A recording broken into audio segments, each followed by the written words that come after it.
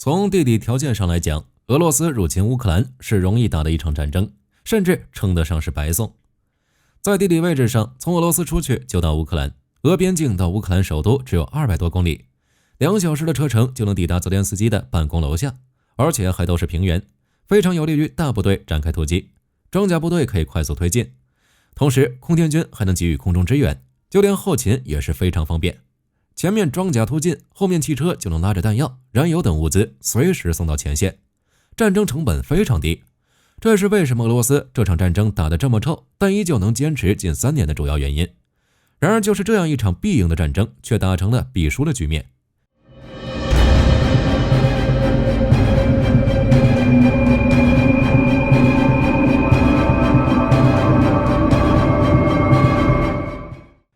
对于乌俄冲突，火力军完全可以这样说，俄罗斯是天河开局，但打成了必输局，就是因为俄罗斯完全不具备发动一场大规模侵略战争的实力。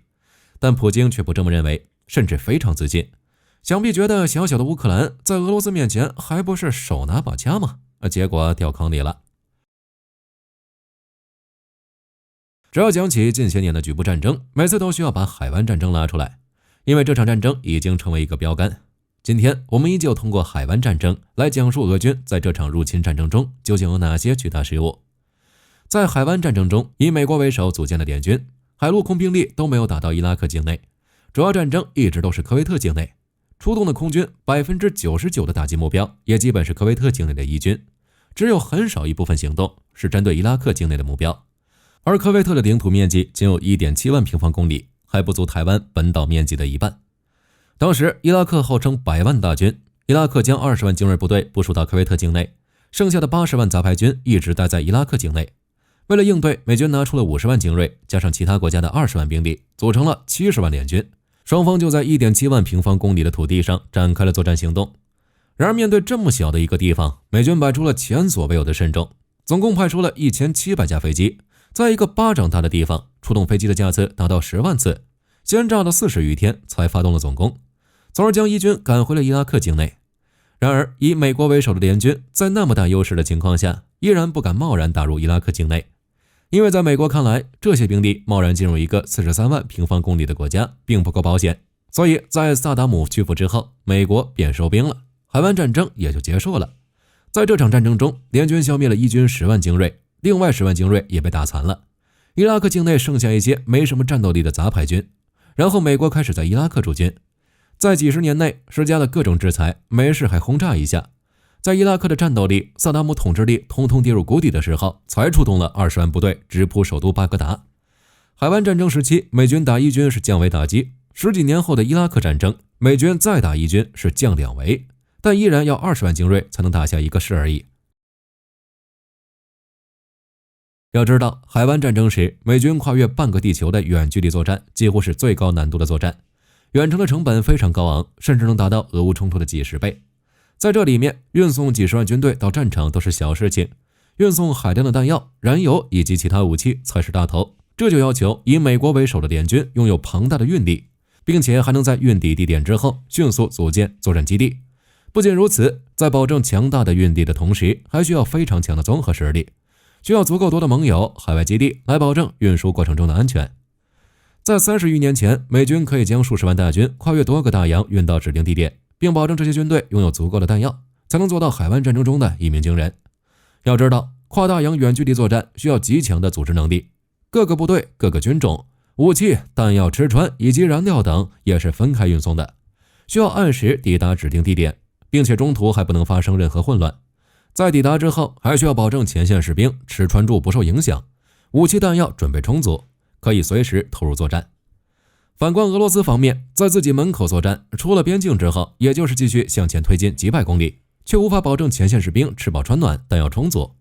刚出了家门，自己部队就先乱了套，燃油跟不上，导致前线坦克瘫痪。在没有后勤保障的情况下，俄罗斯坦克兵也只能弃车而逃。美国军事行动的难度是俄罗斯的几十倍，但物资保障却还比俄罗斯丰厚几十倍。综合实力折算下来是数百倍的差距，还是30多年前跟现在比。在俄乌冲突爆发之前，乌克兰军队的部署主要集中在乌东与哈尔科夫地区，在基辅等地区只留下了比较少的守备部队与预备役，而乌克兰西部与南部地区几乎没有什么军事力量。这是因为当时乌克兰准备武力收复乌东地区，是一个进攻姿态，所以才将主力部队集结在乌东。即使俄军一直在俄乌边境附近进行军演，但乌军也没有改变任何部署。事实上，俄罗斯总兵力140万人，其中陆军大概30万人。这样的兵力试图吞并一个拥有6000万人口、面积达到60多万平方公里的国家，并且给这个国家去军事化，实在是有些让人匪夷所思。对比科威特，乌克兰面积是其几十倍，20-30万的兵力够干什么？就连充当进攻主力的空天军也没出动几架飞机。在战争初期，俄军出动的都是精锐，但与乌克兰相比，其实并不占优势。当时的乌克兰武装部队在经过8年乌东冲突之后，战斗力已经得到非常大的提升。俄罗斯想要直接吞并乌克兰，至少也要出动150万陆军。美国在科威特打击伊拉克都得需要70万联军，而俄罗斯想利用20-30万陆军，想要给乌克兰去军事化，结果就是打了3年，俄军精锐基本消耗殆尽，装甲力量也基本损失的差不多了，反倒是俄罗斯快要去军事化了。而乌克兰在经过北约大力扶持之后，俄罗斯想要拿下整个乌克兰，必须通过人数最少也要出动200万大军吧。哪怕现在想要夺取乌克兰一个州，保守估计也需要50万兵力以上。当然，俄罗斯现在大规模进攻几乎是不可能的，防守当前战线都有些费劲，甚至还让乌克兰反推到库尔斯克，最终只能向朝鲜结兵。所以从一开始，俄罗斯就主动失败了。从乌克兰当时的部署来看，明眼人都能看得出来，俄军应该集中兵力进攻西部地区，从乌西打到乌东。另外，西部地区还是欧美国家援助的唯一通道，如果俄军控制这片土地，胜利是肯定可以拿到的。唯一的缺点就是时间比较长，并且还会有些伤亡。另外值得注意的是，在对乌战争之前，俄罗斯肯定还做了其他准备，比如策反某些乌克兰官员，在俄乌开战之后，在乌克兰境内制造混乱等等。但让所有人没想到的是，普京想做的是打算1小时22分速通乌克兰，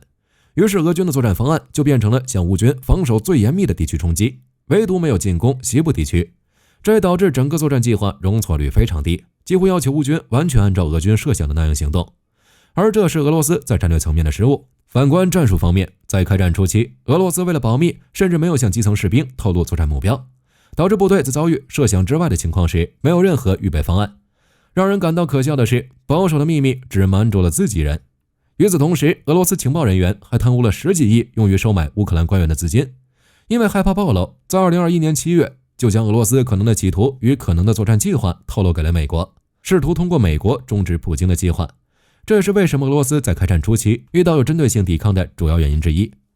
在后勤方面的问题严重，由于制定作战计划只有1个星期左右，俄罗斯后勤部门完全没有进行动员，军队后勤系统也早已在此前改革中变成了民间外包公司，临时招募足够的民间后勤人员又非常难，因此俄罗斯整个后勤系统的混乱一直持续到23年才慢慢稳住。所以火力军可以毫不避讳地表示，俄罗斯的失败是天注定的，但也是人祸造成的。安东诺夫机场有没有成功实施空降，对整个作战过程没有任何影响，就算降落成功，也是给乌克兰送人头。而此时的乌克兰还没有取得北约的大力援助，要啥没啥，缺少重型装备，同时也缺少作战人员，并且还有大量亲俄人员通风报信。另外，在这3年中，俄罗斯有足够的时间进行复盘，哪里不足就弥补哪里。如果真是有什么失误导致的，重复打上10次，总是有1次打赢的吧？但实际情况却是，俄罗斯打了3年，主战场还是在乌东地区，克里米亚的黑海舰队撤了，库尔斯克被打穿了。另外，从纯军事角度来看，俄罗斯就是一支完全不具备大规模作战的军队。原因很简单，俄罗斯很穷，甚至是非常穷，没有能力为军队提供现代化的装备，也没能力给军官高薪。俄罗斯进行军事改革也是为了适应一个大前提，就是如何通过有限的军队保住俄罗斯军事大国的脸面。改革的结果就是俄罗斯有限保障少量精锐部队，给这些部队的军官发高薪，集中整个武装力量的先进装备，优先供应这些部队，最终发展出 VDV。 VDV 的战斗力当然非常强悍，但代价就是其余部队的战斗力非常低下，基层士兵待遇低，中高层军官忙着贪污腐败，部队也没什么好装备，只能用苏联遗留的老旧装备。这样的部队结构注定了俄罗斯只能打一些低烈度、小规模的战争，持续的时间也不会很长，并且还要在 VDV 消耗完之前结束战争。当然，值得肯定的是 ，VDV 在俄乌冲突前提战斗力还是不错的，起码还有攻坚能力，毕竟吸了俄罗斯整个武装力量的血。但在经过了1年多的血战之后，维迪维基本消耗殆尽。所以在2023年，俄罗斯开始使用人海战术、囚犯兵、远东贫苦兵等等，少量的维迪维精锐最多算得上俄罗斯的脸面，并不能代表俄罗斯的真实战斗力。在俄乌爆发之前，俄罗斯也只能打打格鲁吉亚这样的小国家，并且也没占到什么便宜。乌克兰只要认真抵抗，俄军就没有取胜的希望。从北约国家的态度来看，支持乌克兰阻止俄罗斯的入侵，早就成为一个长期化的目标。所以火力军也不难推测这场冲突的结局。俄罗斯想要按照自己的意愿取胜，几乎是不可能的。在冲突爆发之后，俄罗斯制定了目标，让乌克兰保持中立，对乌克兰去军事化。实际上，这些目标一个都没完成。乌克兰的国家立场已经很明确了，那就是完全的去苏联化、去俄罗斯化，彻底向欧美国家看齐。至于去军事化，如今的乌克兰基本将老旧的苏制武器去得差不多了，但获得了更多的北约武器。之前的乌克兰武器，俄罗斯基本有，可以说知己知彼。现在的乌克兰，无论是火炮还是远程空中导弹，几乎清一色的北约化。俄罗斯应对起来显然没那么得心应手，所以俄罗斯的结局已经注定了。据《自由时报》报道，2022年，美国批准向波兰出售一批价值约60亿美元的军备，包括250辆 M1A2 SEP V3 主战坦克、26辆 M88A2 装甲救济车、17辆 M1110 联合突击架轿车，以及276挺 12.7 公里机枪、500挺 7.62 机枪、4600枚练习弹、7000枚高爆弹、9200枚穿甲练习弹、14000枚反坦克高爆练习弹。紧接着，波兰还于2023年1月与美国签署了另一份价值14亿美元的合同，由美国先行出售116辆 M1A1 战车，并于2023年6月至2024年6月陆续交付。截至目前，据波兰国防部长卡美什近期在 X 平台上的声明，现已接收了首批28辆 M1A2 SEP V3 主战坦克。该坦克是在 SEP V2 型的基础上升级的最新型号，其换装了 CREW 电子战系统，并配备有战利品主动防御系统，且车体正面与炮塔两侧还装有额外装甲，战场生存能力直接拉慢。波兰将会对这批坦克进行后续检查，如果一切顺利的话，很快就会交付部队进行服役。待2026年全部交付完毕后，除上述2款 M1 系列战车外，波兰还于2022年与韩国达成协议，通过采购本土设厂等方式，将为波兰陆军配备1000辆 K2 主战坦克，并于2025年开始交付。目前，波兰拥有28辆 K2、128辆豹2 A4 PL、105辆豹2 A5、14辆 M1A1 及库存的201辆 PT91。待上述采购合同中的坦克全都交付后，届时波兰将拥有超过1800辆的装甲部队，整体规模足以堪称欧洲第一。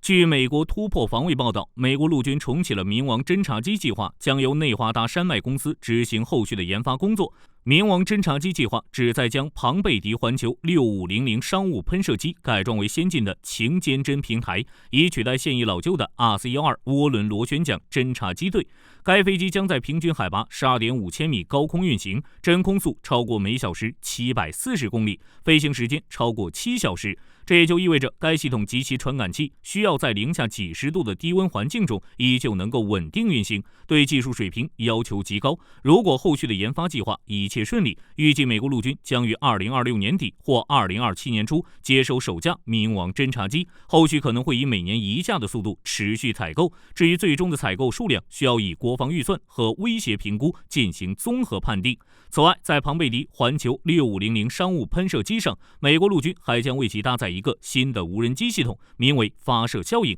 该系统能够提供多种能力，如瞄准、侦察、监视、网络扩展或动能打击。2020年时，美国陆军选择了10家公司为其提供成熟的中程发射效应技术，近期又从中挑选了5家公司来联合建造原型机。除中程发射效应系统外，美国陆军还在开发短程和远程版本，并计划在2025财年初开始短程版本的原型开发，预计开发工作会持续到2029财年。至于远程版本系统，美国陆军已计划在2026财年第3季度为其进行项目招标。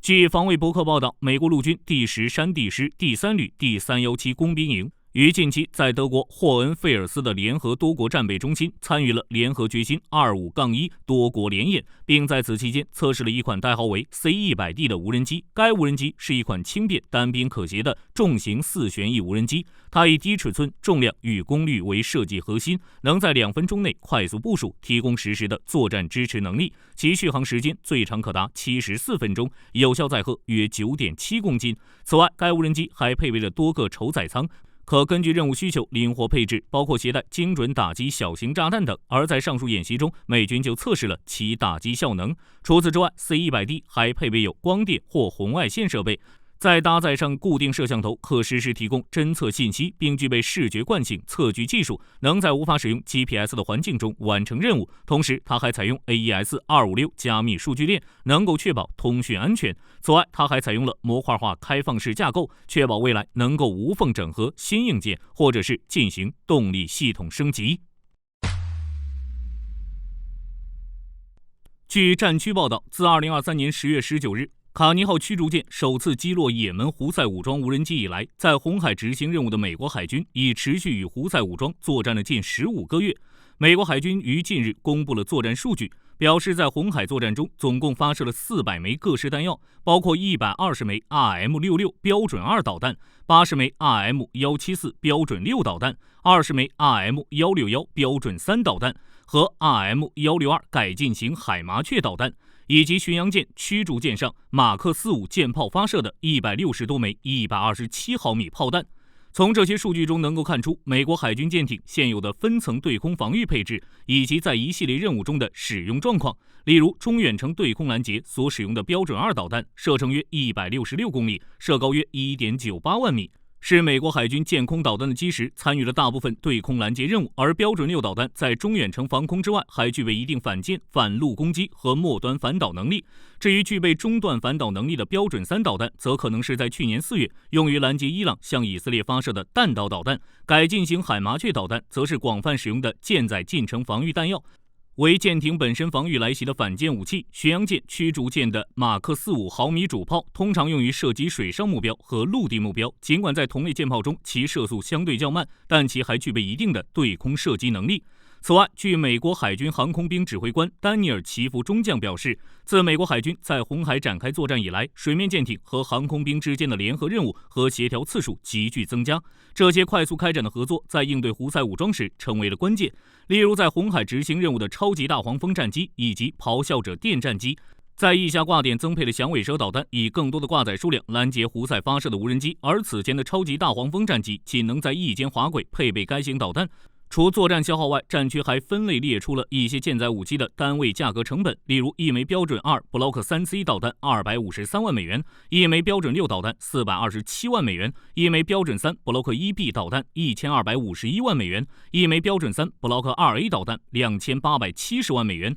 一枚改进型海麻雀 Block 2导弹149万美元，一枚 RM116 拉姆导弹95美元。此外，还有每枚189万美元的战斧 Block 5巡航导弹，190万美元的 NISM 反舰导弹，而141万美元的鱼叉导弹在2024财年已经停止采购。同样没有采购新弹的还有阿斯洛克反潜导弹，弹有价格为53万美元的翻新套件。以上述价格进行估算，一艘阿利伯克级导弹驱逐舰按照60枚各型号的标准导弹，以及16枚战斧导弹、32枚改进型海麻雀导弹、11枚拉姆导弹、6枚阿斯洛克导弹和8枚鱼叉导弹的配比来看，所需的弹药价值约为4.2亿美元。这就意味着要想维持美国现役军舰所配置的弹药，需要耗费高额资金，而在红海作战中使用的弹药已经是在消耗美军的关键库存。因此，美国海军在过去1年中一直向国会寻求额外资金来填补所需的弹药库存消耗。当然，尽管美军在红海作战中投入了很多，但也获得了许多作战经验，这在未来可能面对的冲突中将会起到关键作用。好了，以上就是本期影片的全部内容。你们觉得除了这个结局以外，还有什么结局？欢迎在评论区讨论。我是火力军，下期再见。